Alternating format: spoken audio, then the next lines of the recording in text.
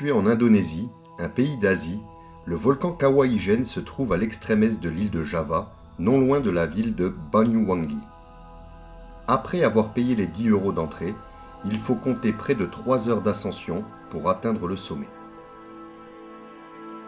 La montée est difficile, mais quelle satisfaction d'observer un paysage grandiose. Au sommet, le voyageur pourra s'émerveiller de découvrir un véritable lac d'acide recouvert par intermittence de lourdes fumées opaques. Les plus téméraires pourront descendre dans le cratère accompagnés d'un mineur qui leur aura auparavant remis un masque à gaz pour éviter de respirer des vapeurs qui à la longue peuvent s'avérer toxiques. La descente dure près d'1 heure. Mais quel spectacle! Au cœur du cratère, les mineurs sont les souffres-douleurs du volcan. Ils travaillent difficilement pour récupérer le précieux minerai pour 6 € par jour. En plus du poids de près de 80 kg qu'ils portent sur les épaules, ils doivent respirer une fumée nocive qui sort des entrailles de la terre. Et il arrive souvent que le cratère devienne durant plusieurs minutes d'affilée irrespirable. Mais les rares moments où la fumée se disperse laissent apparaître un lac d'un bleu magique. Malheureusement, les mineurs véritables forçats de la terre n'en profitent pas. Chargés, ils descendent en contrebas de la vallée pour échanger contre une dizaine de dollars le poids de la souffrance. Au Vanuatu, un pays du Pacifique Sud, après avoir pris un vol de l'île d'Efate pour rejoindre en 1h30 l'île de Tanna, le visiteur doit encore effectuer près de 3 heures de route pour rejoindre la jungle qui se trouve aux abords du volcan Yasu, un volcan en éruption perpétuelle. Le trajet est pittoresque. Accompagné de locaux, le visiteur découvre une forêt épaisse avec en toile de fond un volcan qui la surplombe.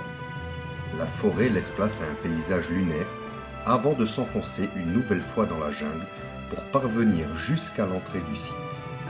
En 2018, après avoir payé 75 € de droit d'entrée, la dernière partie de l'ascension dure 30 minutes. Le sommet est de plus en plus proche. Et enfin, le visiteur découvre ce qu'il est venu chercher, une expérience extraordinaire. En plein jour, les explosions laissent apparaître essentiellement de la fumée épaisse. Mais le grondement du volcan reste tout de même impressionnant. Noyés par une fumée, les spectateurs sont tétanisés. Mais dès que le soleil commence à se coucher, les projections de lave deviennent visibles. La fureur du volcan ne se contient plus. Le bruit est assourdissant. L'homme fait face à une nature inquiétante, dangereuse, et il assiste à ce spectacle en silence, comme si ses paroles pouvaient énerver encore un peu plus ce monstre en furie qui lui fait face et qui semble lui dire qu'il se trouve sur son territoire. À la tombée de la nuit, le volcan montre son vrai visage, sans retenue. Les projections se font de plus en plus nombreuses, de plus en plus visibles. Personne ne peut y échapper. La nuit noire s'illumine d'un orange menaçant. Personne n'ose s'approcher plus près. Le danger est omniprésent. Comme un ballet final de feux d'artifice à la couleur unique. Contempler ce spectacle est une chance. Et en silence, fermer les yeux et ressentir la chaleur du sol est un luxe. Le volcan Nyiragongo se trouve en République démocratique du Congo, un pays d'Afrique. Il se trouve à 2 heures de route de la ville de Goma. La montée du volcan nécessite près de 8 heures de marche. Les droits d'entrée du parc sont en 2018 de 200 €. Il faut compter 2 jours pour visiter le site. Accompagnés de porteurs qu'ils payent 25 $ américains par jour, les visiteurs doivent parcourir une distance de plusieurs kilomètres en pleine montée. Le trek est difficile. De nombreux stops sont prévus sur le chemin pour reprendre des forces, mais le rythme d'avancée est incessant. Les jambes ont des difficultés à prendre appui sur un sol rendu glissant à cause d'une pluie fréquente. Mais le spectacle vaut le détour. La nature est luxuriante, les visiteurs sont seuls au monde. Souvent, aux abords du sommet, une forte pluie s'abat sur les visiteurs. Une seule cabane en bois permet de s'y abriter. Mais une fois la tempête passée, la fin du chemin est proche. Le moment de grâce arrive. Plus que quelques mètres. Le cratère apparaît enfin.